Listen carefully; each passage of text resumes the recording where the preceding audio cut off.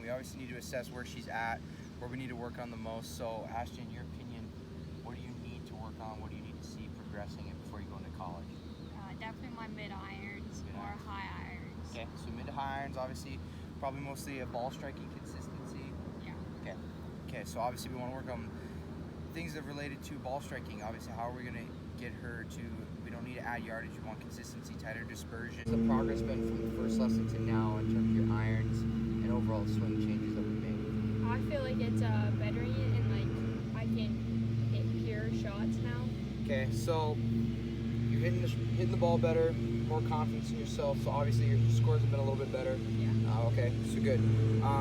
Yeah, so obviously that's a huge thing we have to look at is, you know, how does she feel she's progressing? Because it's one thing for us to see it or to tell her, but it's obviously another thing for her to actually see it, feel it, and trust in herself. So that's obviously very good. So we're gonna go ahead and have her hit a couple shots, kind of see where we're at, and then see if we need to assess anything. So Ashtyn, would you say that you need to work on? Is it like bump and run? Is it a regular chip? Is it like, you know, I'd say getting it up and stopping it. so you want trajectory, she wants spin.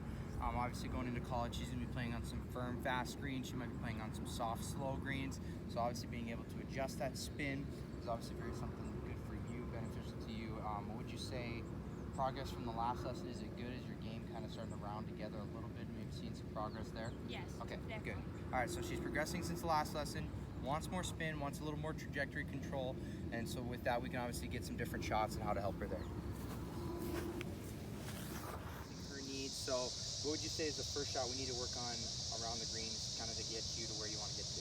Probably getting it in there and stopping it. All right, so she wants to get it in the air and stop it, so obviously we have to incorporate spin. So in the next video, we're going to talk about how do we address that, how do we execute that, and then how do we adapt to different lies and stuff like that. Rolling. All right, so for today's lesson for club fitting, we're going to talk about how can we look at improvements and progress within Ashtyn's swing in her game. So what we've done is we've actually put some tape on the bottom of her 7-iron here.